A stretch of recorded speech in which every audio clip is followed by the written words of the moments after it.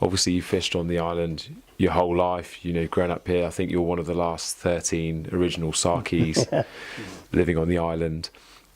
We just wanted to ask you, you know, what your recollections are of fishing as a boy, you know, on the island, what it was like. I mean, obviously things have changed a great deal, I'm sure, since you grew up. I'll tell you what, you always think of the best days that you've done. And sometimes you get real good days when you really do well, and then you get another day which is, you know, not very good. But I'll tell you what, I never would have thought of giving up. I wouldn't give up. I would have had to go, even if there was nothing in, say, the pots, out of 200 pots, if you had one lobster, I would still go, you know, I wouldn't give up. Sure. Yeah. I mean, it's sort of, I mean, I personally, you know, my grandmother, she was from Orkney. Her father was a crofter and a fisherman. Yeah. So it'd be the same thing, you know, you go out day after day on the boats. Some days you caught nothing, some days you were full to the gunnels. That's it, yeah. But it was the way of life, you know, you had to do it to survive, and very different to people now, you know, the way life's so so much easier. Everything is getting too modern. Because if you think back and you talk about or think about the old people, they had things sussed out well. You know, they used to think of things. I mean, in the days, there used to be a big hotel at by HSBC, where that is, and Bel Air Hotel it was called, and there were lots of people, rich people, and they used to go down to the harbour and give the old boys, pay them for a couple of quid, and they used to take them round for the spin or go down fishing. Yeah. Now, there was so much fish about then that as soon as these visitors had gone up the hill, they just throw them over the harbour wall. Oh, wow. They just couldn't, there was so much fish. But you see, now, the fish don't get much of a break, because you've got these angling boats. You know, it's on such. If you get each boat's got 12 rods, and you know, if you've got that every 7 days of the week, it soon makes a holiday. Sure, and the way that the commercial fishing is done, you now have super trawlers, and you know, the things like mackerel and sand eel, which are the staple bait fish in the oceans, everything needs to rely on as a food, and they're getting mopped up just on an industrial scale. And of course, if you take those out, you know, what else does everything else feed on? Yeah, that's it. You know. Do you ever sort of one thing we've been looking for on this trip? Each session, we've been trying to get a tope from the shore. Yeah. Have you seen a lot of tope over the years on the island? Not many. Not many, okay. No. We were told that some guys, there are some banks opposite Mazzoline that they sort of sit in the boat and they get a few there. Yeah. I think you're more likely to get a lot of dugfish. Yeah. You know, dugfish. But I'll tell you what, dugfish are lovely to eat. Yeah, I like them. If you skin them and you boil them, and then... I do something slightly different with them. Rather than skinning them, I put them in a little bit of warm water, and the skin sort of tends to rub off, you know, all that roughness, which is a bit of a... You've got to be careful you don't sort of part boil them. Yeah. But the skin just sort of comes straight off, and it's a much easier than sort of actually pulling that hard skin off. We always used to tie the end of the tail on a nail, and then start cutting the edge and pull the skin up both sides, and then boil them, and then once they'd boiled, because you've only got one bone in it, and you used to fry it with onions. Oh right, of course, it's great. Yeah, I don't think they're bad at all, and they're pretty sustainable. You know, there's tons of them in the water. Yeah, they're lovely. Yeah. What you've got at the moment is there's so many mackerel and squid out there right now, around Sark. Yeah. I mean, we brought tons of bait over from the UK with us, a big cooler each. Yeah. You know, full of mackerel and squid and cuttle and things like that. And every session we've had here, we've easily managed to catch enough bait before Yeah. the sort of fishing session. Mackerel, it seems like, are almost every cast at the moment. Yeah. Which is amazing. In the UK, it isn't like that, I can tell you. You know, we're sort of struggling to get decent numbers of mackerel, and here they seem, it doesn't matter whether you're off the rocks or off the breakwaters, they're just right in front of you. We're just using little jigs on a lure rod, and they're just sort of, they're hitting all the time. But they're a good size as well. We had one last night, £1.5. Is it? So that was a really nice one. It really went hard on the light rod I was using. But like I said, we're after the congers and things like that, and the bigger species. And one thing we'd love to have caught on the trip, we've only got a day or so left, but we're looking for rays as well. Have you had any luck with rays on the island? Yes, you'd have to go outside. You know that set of rocks that are outside the harbour. Oh, okay, yeah. Do these, the barons, they're called. I do a drift Where there. there's a tide between them. And you in the winter we used to put long lines there. Okay. And but tell you what, one year we were waiting for the boat, because I was to do carting, and I was waiting for the boat to come in, and I looked off where, you know, when you go on the Maslin Harbour, where the ticket office is. Yes. But they used to, that was a big part of rock, and there was a cave there, so we used to always go and look out and see if there was something. I've seen the cave. In the corner there's a little bit that's fenced off, isn't there? That's now? it. But one morning we were watching, and all of a sudden the boat came, and so they all went. And I thought, I must have a look once, something funny. Next time the surge went out, I saw this white part of a fish. Do you know what it was? What's that? A 23 3/4 turbot. Oh, wow. It was hooked between two rocks. It was stood on edge like that, and I went down, and I picked it up, and there was a French chappie down there. He says, "I'll give you 10 quid for that." Back then, I said, "No fear, you know." So I brought it up, and we went to the Bel Air, and of course they were saying, "Cool, you've done well." And when we came down here, and I said, I'll chop it up for all the boys. They'll have a piece. Sure. And of course, by this time we'd had a few too many, and didn't do the kitchen table much good. I wasn't you know, I wasn't in a very good mood. Yeah. But it was okay. It was worth catching. No, I've got a for picture sure. of it there. I'll show you. Oh, wow. Yeah. Yeah, I mean, this another thing we were going to try for from the shore, so from the rocks. We were trying at that hog's back spot, because there's a bit of tide off the end there, and it seems to be sand beyond the rocks. So Yes, we were hoping maybe we might get a stray turbot or a brill there. But it's difficult because you need a moving bait really for the. You do, yeah. So that's why we really put the live bait out to start off with. Is we thought, well, that'll be kicking around if there is any turbot down there on the sand. When you say live bait, What we do is we caught a mackerel, yeah, and then they've got little nostril holes at the top. yeah. We pop a hook through there, and then we have it on about a 5-foot trace, and we clip it on the line, and we just slide it out to the lead, Oh, I see. and it swims out. So therefore, what tends to happen is they spend a long time in the midwater, Yeah.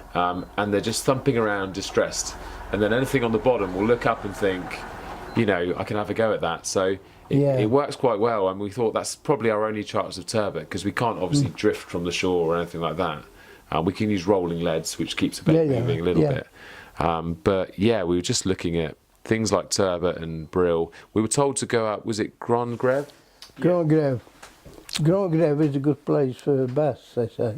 Oh, okay. Because when the tide gets very surgy, and they say if you go down with your rubber boot or stand when there's a surge, you're likely to get bass.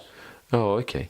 Well, it's one of the places we've looked at to go, but we've just had such little time on the island. Yeah. Every day's gone quickly. We've either been down to Massaline, we went on Crewe Harbour, Yeah. and had a little go, and Like I said, we've done Hogsback twice now, but I'm tempted before we go on our last night to go and do one more night down there. It's honestly, it's so exciting. We were sat there and you can see the Milky Way above. The sky's full of stars. That's one of the things that's wonderful about Sark is at night, the star showing, the constellations, it's amazing.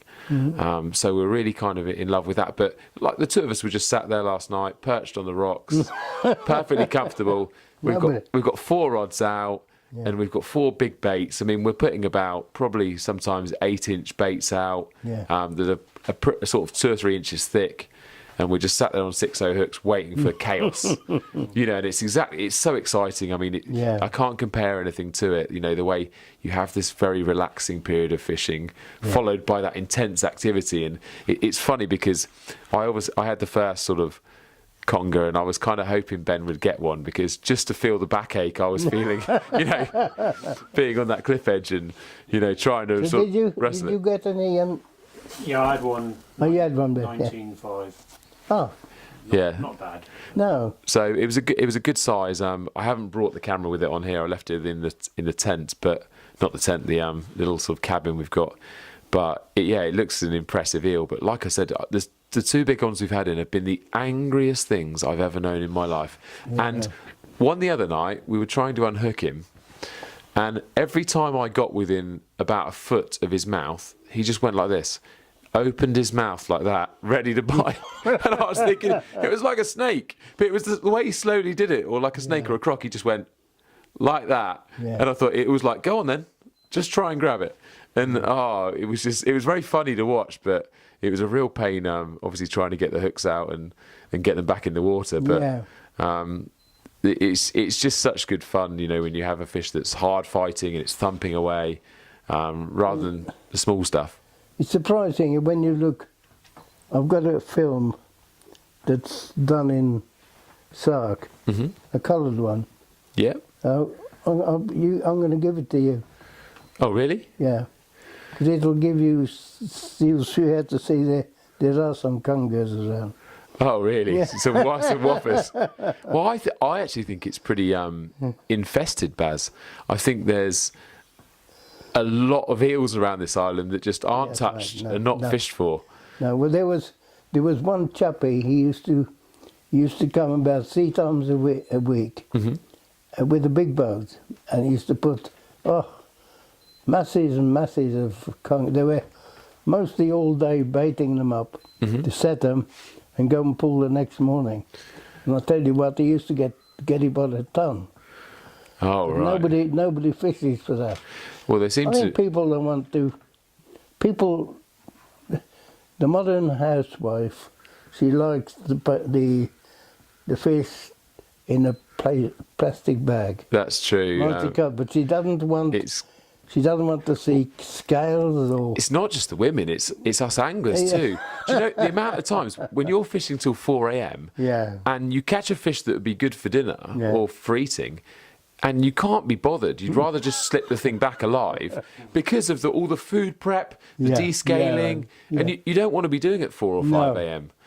So quite often we pop fish back. It's the same, isn't it, with the bream, or with other species. Quite often there'd be one that would be delicious to eat, and I do like cooking, but when you're exhausted after all night fishing, you can't be bothered to carry it back to the car and sort it out. Yeah, it's a different world, I guess. I don't think we've ever been. We've been fishing. We had a 15-foot boat. My brother and I used to go and put 6 sand lines from in it, and we used to, with a £3 lead, throw it and bait them either with dogfish, with mackerel or long nose, and then then when you get the other end, you tie it onto the anchor. Yeah.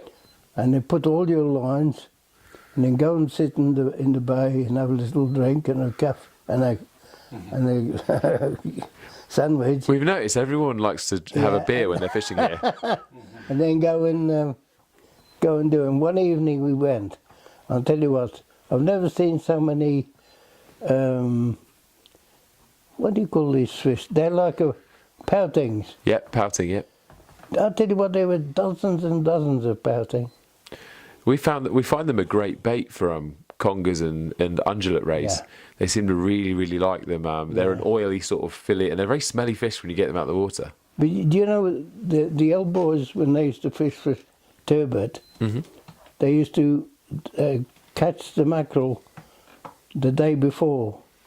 They never used to put fresh mackerel. Oh, okay. They used to leave it either 2 days old and then put that on the hook. We found with the bream, the pink squid that's a few days old is working way better than the fresh stuff. Yeah. You know, I guess because it's the scent trail's just a lot stronger. But there's a lot of black bream around this island, by the way. There are, yeah. An awful lot. Yeah. We had Ben had a cooches the other morning, as well. The sort of red-looking ones, orangey red ones. But yeah, we've just been trying to sort of get some rarer sort of species if we can while we're here. Ones that are really sort of more common in the Channel Islands, but you don't get them back home. I head over to Herm every summer for a week or two to Herm Island. Is that good? Yeah, I've been fishing it since 1988 or 1989. Oh. I went with my father originally and my brother when I was a little boy, and we camp on there. And yeah, it can be tremendous fishing, but it only seems to really be great on the big tides. When you get those sort of 9-point-something or 10-metre springs, it's chaos there. There's fish everywhere feeding. But when you're on the neeps that are 7 metres or something, there's not really a lot doing apart from the wrasse, the Rockies. It's quite sandy around there. There's a lot of sand. I mean, anywhere on the island, pretty much, if you cast 30 yards, you're onto sand. Yeah. But there is one exception. There's a spot on the back of the island called Poutrene, which is opposite Sark, actually. It faces the Gothic castle on Breku, is it? Oh, yeah. It sort of faces that direction. But that one's actually, you could probably still be hitting 70, 80 yards and you're still getting snagged. There you are. Yeah. But there's eels in there. There's there's good bass. There's lots of bream. So it's worth fishing it. But there's 2 tides meeting off the end, so you're bound to lose gear when it's like that. You see, you get many rockfish. The wrasse, Rockies, yeah, you do. I mean, there's good sizes as well. That's another thing about the Channel Islands, and where Ben's from in Cornwall, you've got some good sizes of the Rockies. They're like those spotted ones. Yeah, Ben had a 4.5 pounder. Yesterday or the day before, was it? Yeah. So yeah, I mean they're good fun to fish for. They fight hard, but of course we never eat them or anything. They always get released because they're like eating cotton wool, aren't they? Yeah. They're not the easiest. The old boys used to pull their skin off like you do dogfish. Yeah. They're nice to eat. Oh, you like them? Yeah. I thought there's the Rockies. Yeah. I quite like them, but not. I think we get spoiled really. What do you make of pollock? Do you like eating pollock? Pollock is the best. Oh, you like eating them? Yes, mate. Yeah. They've got a bit of a strong flavour to them. Yeah, I think they're the best. Oh, okay. It's if you get a nice pollock, I'll tell you what. If you go, no, not if you're going tomorrow, but if you if you go to the hall for fish and chips, you always have on a Friday night. You have pollock and then chips. Talk about good. And that's Island Hall down there? Oh, okay. We've been using. That's the only evening that they do that. Oh, right. Yeah. Yeah, we'll be so off. You've been eating there, have you? We've been eating just on the campsite, really. I mean, we're a little bit malnourished because we're just having snacks and things, and we're off all over the island. I mean, I've been into Nicole's, is it? Oh, yeah. I went in there and ate one lunchtime, but that's the only meal we've really had out. We've got a couple of beers waiting for us in stocks at the moment because we gave them some bream. Oh, yeah. So that's good. But yeah, we went in the pub one night as well. What was the pub we went in called? Bel Air. Bel Air. We went in Bel Air, yeah. Bel Air. We had a couple of pints in there one night and some crisps. But that's where they got the boat bar. Yeah. You know that they turned it into a counter. Mm-hmm. Well, it was me who carted it there and put it there. I'll tell you what. Oh, wow. And a few quid spent over it. Yeah, I bet there has. God. I must admit. See, honest with you, I've seen some boats on the island in pretty peculiar positions, like a long way from the sea, like the ones above Crow. There's some on that pathway going up. Yes. And I thought, who's taking those boats all the way up there? Yeah, I know. Yeah. Very hard work. Yeah. Yeah. It's not. It is very nice. I mean, the island, the fact that you've got these dirt tracks. And it's very sort of rustic and old-fashioned feeling. You know, if you're on the mainland anywhere in the UK, there's traffic whizzing by you and all the noise. I mean, here you can really hear yourself think. That's it. Yeah. It's really wonderful. It's so quiet.